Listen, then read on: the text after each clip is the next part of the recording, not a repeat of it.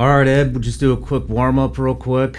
But I like to do a warm-up before we dive right into it. Sure. So, with all the shit that's going on in the country right now, and the protests and the riots, you actually went to the Portland one. Yeah. And you also were in Atlanta. Are there any other ones you showed up at, or? L.A. I was in L.A. during some of those the initial parts of that the protest and some of the looting going on in L.A. So I got to see some of that as well. Did you get anything good?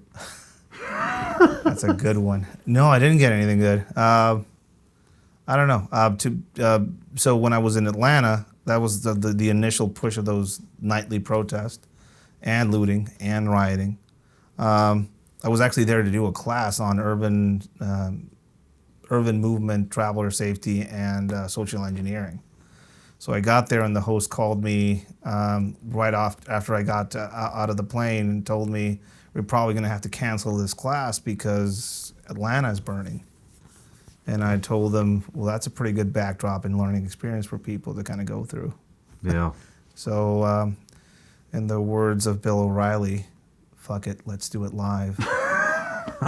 So we actually used the riots as a backdrop, sent some of the students out there to kind of piece together who was in charge on the protester side. You took the class? You took the class out there? Yeah. Oh, shit. Nice. I took the class out there. Obviously, everybody signed a waiver. Everybody knew what they were in for.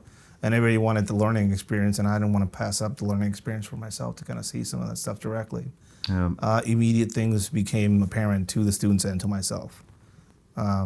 A lot of conductors, people orchestrating things within the scope of the protest and some of the looting going on both sides. Even the cops and the police and the government were doing things to kind of move certain narratives and certain things along. Protester side, you could see people being bussed in or driven into the protest in Atlanta. You can see certain elements, certain things bought at Home Depot, that were pretty suspect. So it was surprising to me that on the law enforcement side, none of that was being monitored. So basically, breaching kits were sold out in Atlanta. Crowbars, angle grinders, that type of stuff. All that shit was gone. All that stuff was kind of being, distributed in some of these places with some of the looters. On the protester side, there was a lot of communication, a lot of people utilizing things like a lot of the students were within the crowds. They could see over shoulders and would see what the messaging devices that people were using. So they were using Snapchat, they were using Signal, they were using Seyo, which is it turns your phone into like a radio thing, and they were using headsets to kind of orchestrate some of these things. So it was actually pretty fucking organized. Some of it was, and on the and not to just talk about the protesters, there was a group of people that rolled in at one point during the night, handing out water bottles and being very pro-police, pro-blue line, and they were driven there inside of a police car, and they were driven out of there inside of a police car after they made an appearance on the news. So it was a circus with a lot of rings in there. It's interesting. How did your students feel being in that? When you change the way you look at things, the things you look at will change. People are usually told to avoid these types of incidents and spaces. My whole thing is that I want to teach people how to look at things differently, to look things from an adversarial type of way. So when I used to do training for bodyguards in Mexico, I used to take them through a full ambush class first, and then showed them how to counter that, right? I take that same approach with students coming into some of the urban survival classes where I'm like, hey, so I'm gonna show you how to get out of a bad situation where maybe civil unrest is a thing. So I have to show you how civil unrest kind of acts and how it coordinates and how the Hong Kong protesters are a quantum leap when it comes to civil unrest.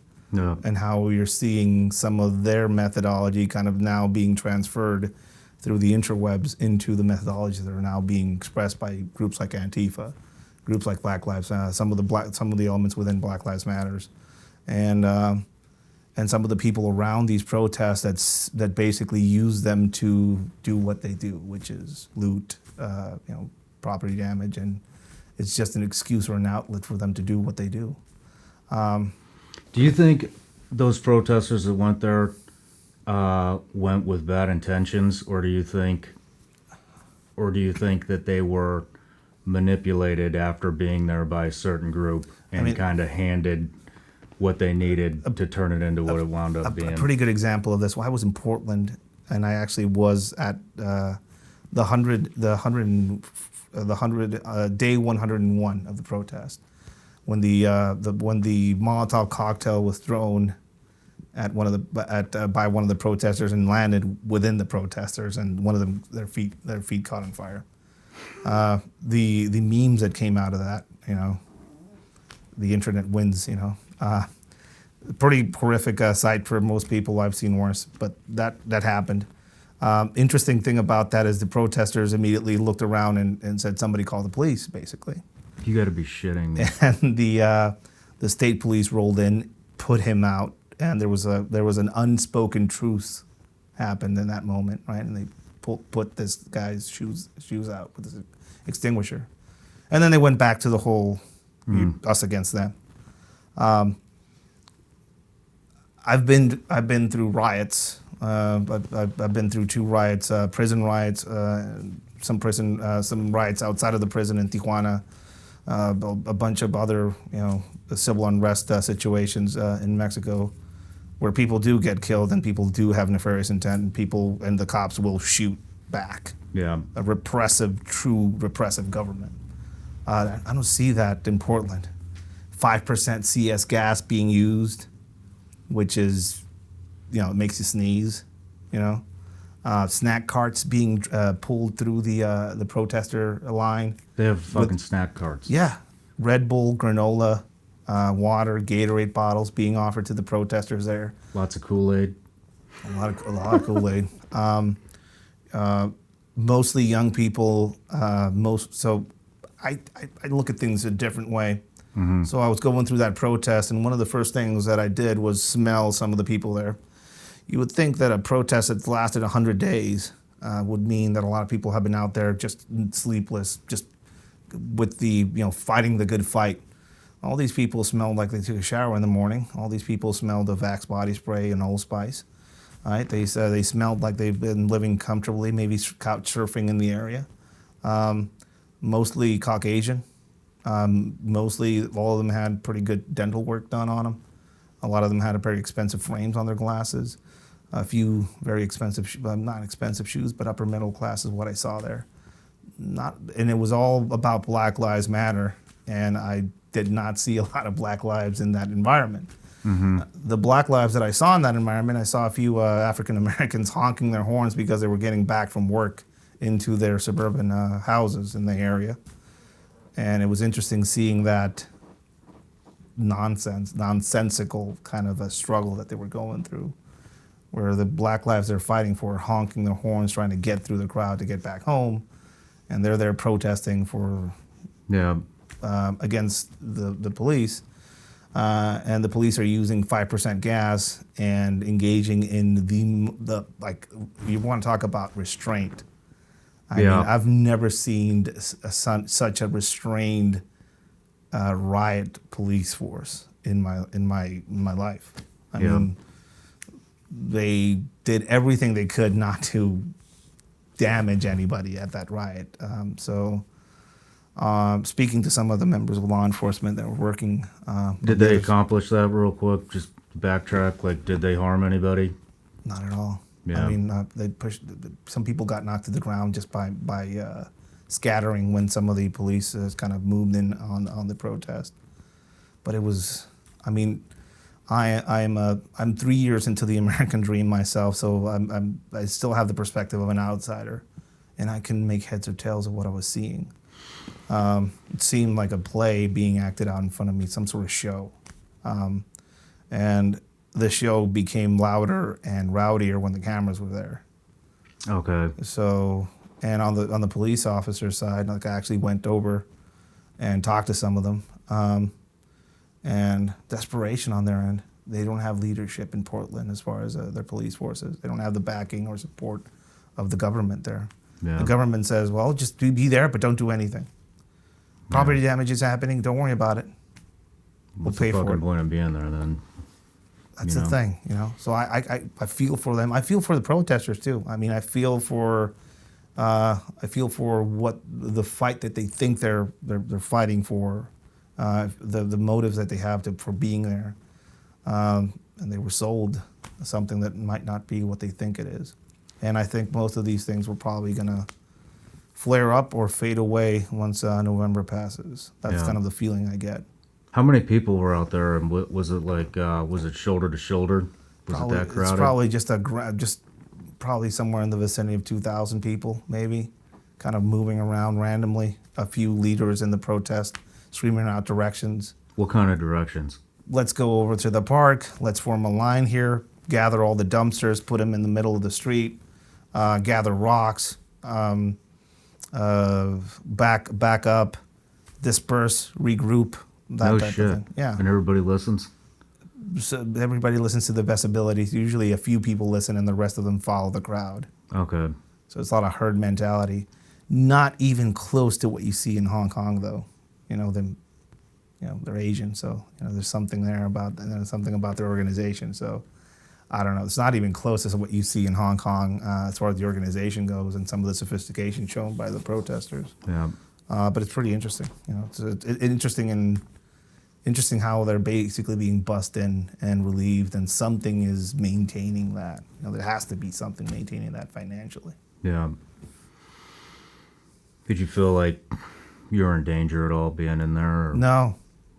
Completely. I had a few people tell me, Ed, what are you doing there in that protest? I'm not telling people to be reckless with their safety and lives. I know people, I usually tell people to avoid that. I'm a non-permissive environment specialist. I train people in how to be safe, specifically in places where they're not supposed to be or places that turn into places they're not supposed to be. Yeah. So who would I be doing those types of classes if I don't go to those places and learn from them, right? So to me, it was a learning experience. But in my experience, being in very dangerous places, that was not even close to, to the scale of danger that I've been in my life. That was pretty tame. Yeah. I didn't feel threatened by the law enforcement. I saw some of the canisters go off and get a whiff of some of that CS gas prepared for CS gas. Yeah. And I sneezed a bit and rubbed my eyes a little bit, and then learned it was 5% CS gas. Right? So, no, I did not feel in danger. I felt for the people that live there.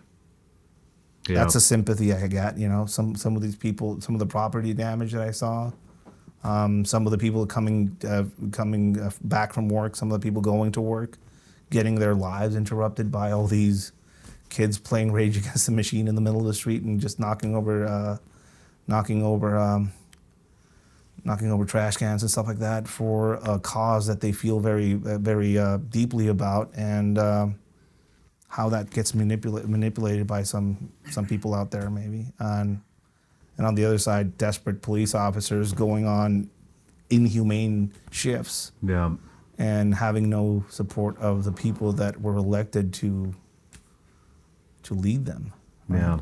So it was. I mean, to me, it was a sad state of affairs. Something that is very familiar to me as far as somebody that comes from the third world, from a country like Mexico that has a lot of that type of strife. Yeah. You can see elements of that in there. So it was surprising to me that I saw that in Portland, a few blocks away from a bunch of restaurants where all these protesters were having lunch before they got there. A vegan restaurant, a noodle restaurant. There's a bunch of hipster places, and all of a sudden, that was a great vegan pizza. Now let's go protest how bad we have it. Right? Yeah. That was like, my brain isn't able to comprehend exactly what's going on there. Did it get worse at night? it kept ramping up and then lowering down, ramping up, lowering down. A lot of it was actually provoked by media being there filming. That's what Set made it a off. lot of the people just kind of get rowdy again. Yeah. But you can see some desperation on the cop side. I mean, they don't want to be there every night, you know. With their hands tied behind their Yeah. back. Was there when you said there was kind of a like a momentary truce when that guy's leg caught on fire, but what were the police officers intermingled with them, or was there like a clear line? That's a clear line. The uniformed, all black, riot police with some of the subdued patches on there. They saw the Molotov cocktail being thrown and this guy catching on fire, basically running through the crowd, and the protesters, with all their infinite wisdom, telling him to roll. And he kept rolling, but his feet were on fire, so that rolling thing doesn't work when your feet are on fire, apparently. It's fucking gas, buddy.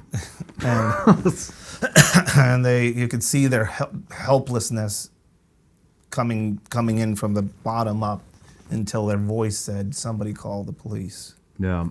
which was insane for that environment. And they did come, and they did put them out with extinguishers.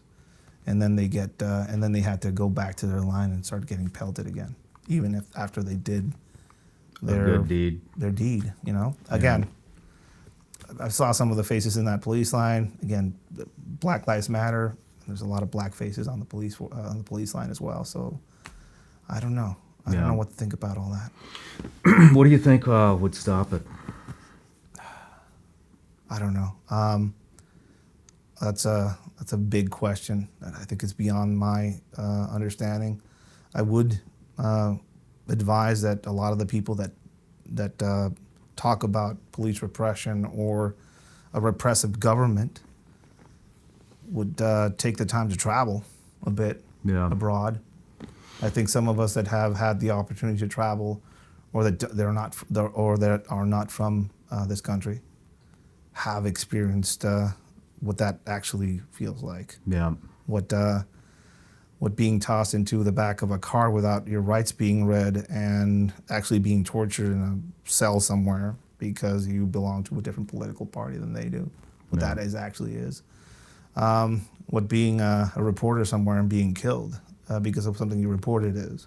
Yeah. What having a grove of armed men coming to your house and taking your prettiest daughter to a party and never seeing her again. What that's like. The U.S. is not that. No matter how much they try and push that narrative. Like, I'm not from here. I travel every weekend. I'm in a different state every weekend, and a few cases that I've seen, a few cases that I've experienced, but mostly they've not experienced what true hopelessness is when it comes to the government. Yeah. What true repression is when it comes to the government. And most places in the country, you bathe in drinkable, potable water in the morning. Yeah. You know, I think people should start there. Right? Yeah. So, I mean, the police can't really do much. You know, their fucking hands are tied behind their back, and what about the future? Like, how many people are going to sign up to be in the police in Portland in the next few years? What about the people that retire? Yeah. What I've heard is the salaries aren't too attractive. The work they're doing right now is inhumane for what they're doing. They don't get any support. So eventually, you know, people are fighting, they're trying to cancel the police. Yeah.